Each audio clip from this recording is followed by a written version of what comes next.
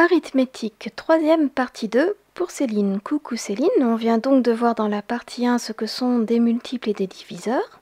On a posé quelques divisions euclidiennes. Dans cette partie, nous allons réviser les critères de divisibilité qui sont sur ta fiche bachotage de 5e qui est toujours à la page des 5e du site www.letablenoir.net et essayer de trouver tous les diviseurs possibles d'un nombre entier donné. Mettons qu'on te présente un gros nombre, genre 1512, et que tu veuilles savoir quels sont ses diviseurs. Pour savoir s'il est divisible par 2, tu regardes le chiffre des unités, le dernier à droite.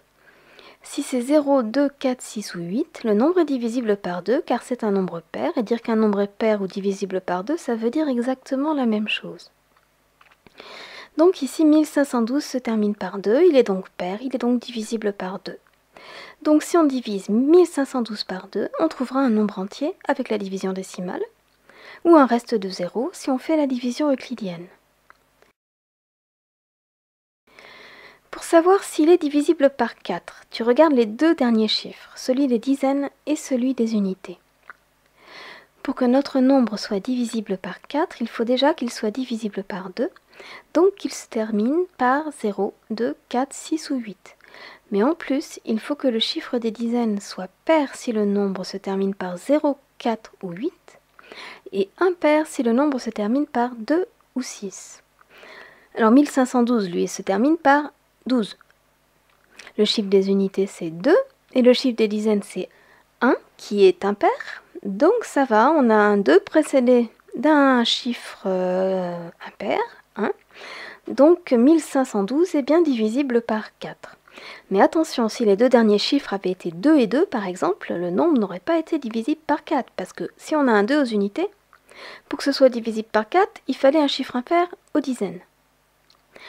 Et si les deux derniers chiffres avaient été 5 et 8, 58, le nombre il n'aurait pas été divisible par 4, parce qu'avant un 8, il aurait fallu un chiffre pair. Pour savoir si un nombre est divisible par 5, on regarde son dernier chiffre, il faut que ce soit 0 ou 5 pour que le nombre soit divisible par 5. Ici c'est 2, donc 1512 n'est pas divisible par 5. Si un nombre se termine par 0, il sera divisible par 10. S'il se termine par 2 zéros, il sera divisible par 100. S'il se termine par 3 zéros, il sera divisible par 1000, etc.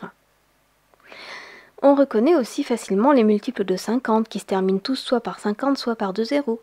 Ceux de 25 qui ont des terminaisons en 25, 50, 75 ou 2 zéros. Mais pour reconnaître les multiples de 3 et de 9, et seulement cela, ça va pas marcher pour les autres, attention, on fait la somme des chiffres qui servent à écrire le nombre et on regarde si on obtient un nombre de la table de 3, si on cherche un multiple de 3, ou de la table de 9, si on cherche un multiple de 9. Alors pour 1512, on fait 1 plus 5 plus 1 plus 2, ça donne 9. 9 est dans la table de 3, puisque 3 fois 3 donne 9, donc 1512 sera divisible par 3. Et 9, il est dans la table de 9, puisque 1 fois 9 fait 9, donc 1512 sera aussi divisible par 9. Essayons avec un nombre plus gros, par exemple 180 642. J'additionne les chiffres, 1 plus 8 plus 0 plus 6 plus 4 plus 2 égale 21. 21 c'est 7 fois 3, c'est dans la table de 3, mais c'est pas dans la table de 9. Donc 180 642 est divisible par 3, mais pas par 9. Il se termine par 2, donc il est aussi divisible par 2. Mais comme ces deux derniers chiffres sont 4 et 2, et qu'avant le 2, j'ai un chiffre pair, il n'est pas divisible par 4. Avec un nombre encore plus gros, 84 918 015. J'additionne les chiffres, 8 plus 4 plus 9 plus 1 plus 8 plus 0 plus 1 plus 5, ça donne 36. Et 36, c'est 9 fois 4, c'est donc dans la table de 9, et c'est aussi 12 fois 3, donc c'est dans la table de 3. 84 918 015 est donc divisible par 9 et par 3. Mais remarque que comme 9 est égal à 3 fois 3, si un nombre est divisible par 9, il sera forcément divisible par 3. Mais la réciproque est fausse. Un nombre peut être divisible par 3 sans être divisible par 9.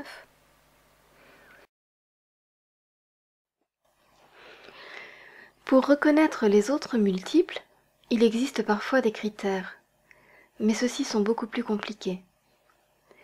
Notons quand même qu'il est facile de reconnaître les multiples de 11 à deux chiffres qui sont 11, 22, 33, 44, 55, 66, 77, 88 et 99. Et certains multiples de 11 à trois chiffres, quand le chiffre du milieu est égal à la somme des deux autres, comme dans 792 où le 9 central est égal à 7 plus 2. On reconnaît aussi que 333, c'est 3 fois 111, ou que 6666, c'est 6 fois 1111. Et avec un peu d'astuce, on peut se douter que 4242 est égal à 42 fois 101, ou que 123 123 est égal à 123 que multiplie 1001. Mais Céline, ne t'encombre pas l'esprit avec ça, si tu reconnais les multiples de 2, de 3, de 5, de 9, de 10, de 25, de 50 et de 100, c'est tout à fait suffisant. Tu vois, je te dispense même de reconnaître les multiples de 4, parce qu'un nombre divisible par 4, c'est un nombre qui est 2 fois divisible par 2. Entraînons-nous maintenant à faire la liste des diviseurs d'un nombre entier. Alors je te montre moi comment je fais pour pas me casser la tête. Je commence par le décomposer le plus possible en une multiplication avec des facteurs entiers les plus petits possibles, sauf 1. Regarde par exemple 36. 36 c'est 9 fois 4. Mais 9 et 4, je peux encore les décomposer en 3 fois 3 et en 2 fois 2. Donc 36 c'est 3 fois 3 fois 2 fois 2. Et si je les mets dans l'ordre croissant, les facteurs, je peux écrire 36 égale 2 fois 2 fois 3 fois 3. Je l'ai décomposé au maximum et j'ai mis les facteurs dans l'ordre croissant. L'ordre croissant, c'est du plus petit au plus grand. Tu sais, la croissance, c'est quand on grandit. Mais 36, tu vas me dire, d'accord, mais là, tu as fait 9 fois 4, mais c'est aussi 6 fois 6. J'aurais pu faire 6 fois 6. Eh ben, pas de problème. Je décompose chaque 6 de 6 fois 6 en 2 fois 3. Je trouve donc que 36 est égal à 2 fois 3 fois 2 fois 3. Je remets mes facteurs par ordre croissant. Et pouf, bah je tombe sur 2 fois 2 fois 3 fois 3 aussi. Ce qui est sympa avec ce genre de décomposition au maximum, c'est que quelle que soit la décomposition de départ, on obtient toujours la même à la fin. Maintenant, dressons la liste des diviseurs de 36. Alors, le premier de tous les diviseurs de n'importe quel nombre entier, c'est 1. Parce que les divisions par 1, ça tombe toujours juste. Donc 1 est diviseur de tous les nombres entiers. Et je mets en dernier 36 parce qu'un nombre est toujours son propre diviseur. 36 divisé par 36, ça fait 1, ça tombe juste aussi. Maintenant, entre les deux, je commence par prendre les chiffres de ma décomposition un par un. Donc je peux choisir 2, puisqu'il apparaît dans la décomposition, puis je peux choisir 3 aussi. Après, je peux les combiner 2 par 2. Alors il y aura 2 fois 2 qui donnera 4, qui sera un autre diviseur de 36. Il y aura 2 fois 3 qui donne 6, et aussi 3 fois 3 qui donne 9. Et après, je peux les combiner 3 par 3. Je peux faire 2 fois 2 fois 3 qui donne 12, et 2 fois 3 fois 3 qui donne 18. Les diviseurs de 36 sont donc, quand on les classe par ordre croissant, 1, 2, 3, 4, 6, 9, 12, 18 et 36. Cherchons maintenant la liste des diviseurs de 210. 210, il se termine par un 0, donc il est divisible par 10. On peut donc écrire la décomposition 210 égale 21 fois 10. Et puis après, on décompose encore 21 et 10. Alors 21, on peut le décomposer en 3 fois 7 et 10 en 2 fois 5. Si je remets ces facteurs dans l'ordre croissant, du plus petit au plus grand, j'obtiens donc 210 égale 2 fois 3 fois 5 fois 7. Et je ne peux pas décomposer plus. Sauf par 1, mais ça n'a pas d'intérêt. Écrivons la liste des diviseurs de 210. Alors, il y a 1 au début et 210 à la fin, bien sûr, comme d'habitude, il y a toujours 1 et le nombre lui-même comme diviseur d'un nombre. Ensuite, dans la décomposition, si je prends les facteurs 1 par 1, il y a 2, il y a 3, il y a 5 et il y a 7. Si je les prends 2 par 2, il y a 2 fois 3 qui font 6, qu'on met avant le 7, si on les range dans l'ordre. 2 fois 5 qui font 10, 3 fois 5 qui font 15, 2 fois 7 qui font 14 qu'on met avant le 15, 3 fois 7 qui font 21 et 5 fois 7 qui font 35. Ensuite, si je les combine 3 par 3, eh bien j'ai 2 fois 3 fois 5 qui fait 30, 2 fois 3 fois 7 qui fait 42, 2 fois 5 fois 7 qui fait 70, et 3 fois 5 fois 7 qui fait 105, la moitié de 210, logique, puisque c'est 210 auquel on a enlevé le x2.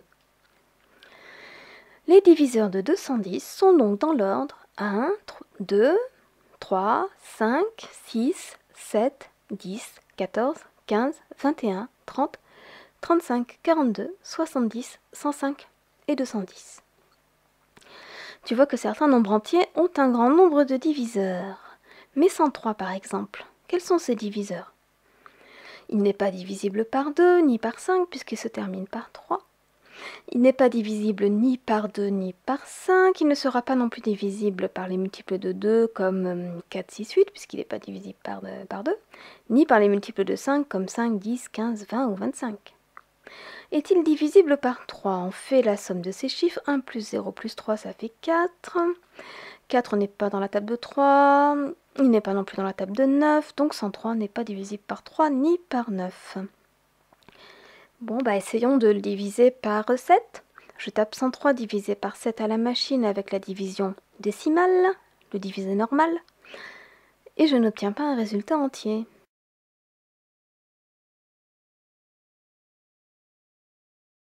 Donc 103 n'est pas divisible par 7.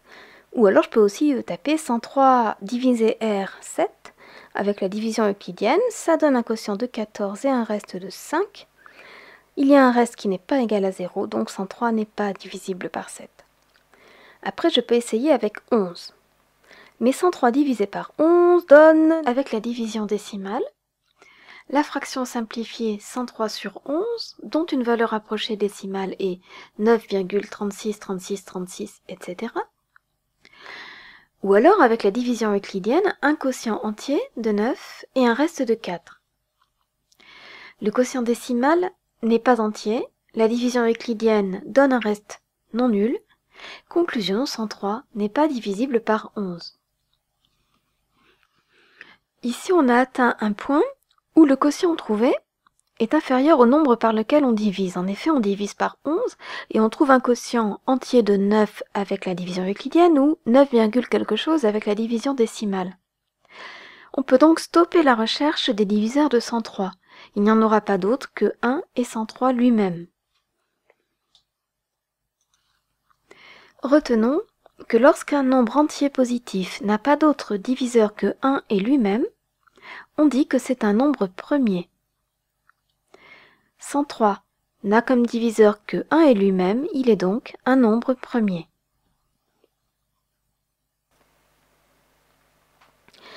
Les nombres premiers inférieurs à 30 sont 1, 2, 3, 5, 7, 11, 13, 17, 19, 23 et 29. C'est par eux que je fais des essais de division quand je cherche les diviseurs d'un gros nombre.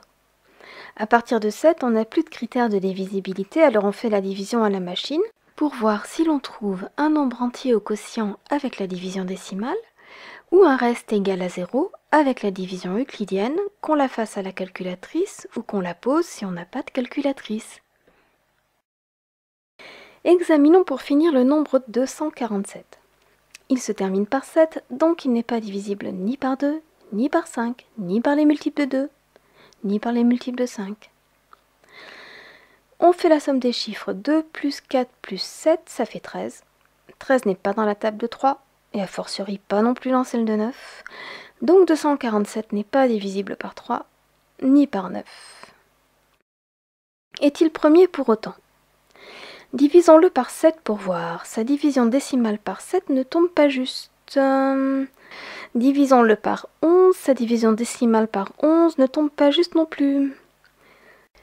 Mais tant qu'on a un quotient plus grand que le diviseur, on continue à tester. Ici, le quotient décimal de 247 par 11, c'est 22, quelque chose. Comme on n'a divisé que par 11, on continue, on essaie de diviser par un nombre premier plus grand. Divisons 247 par 13. Oh, magie! Ça donne un nombre entier, 19. Donc ça veut dire que 247, c'est égal à 13 fois 19. Ça y est, on a une décomposition.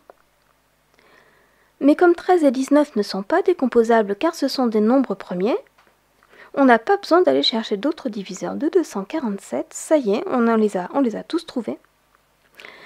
247 admet donc 4 diviseurs, 1 et 247, et puis 13 et 19. Il n'y a pas moyen de les combiner plus que ça, donc il n'y en a que 4, 1, 13, 19 et 247. Ils n'étaient pas faciles à trouver, le 13 et le 19.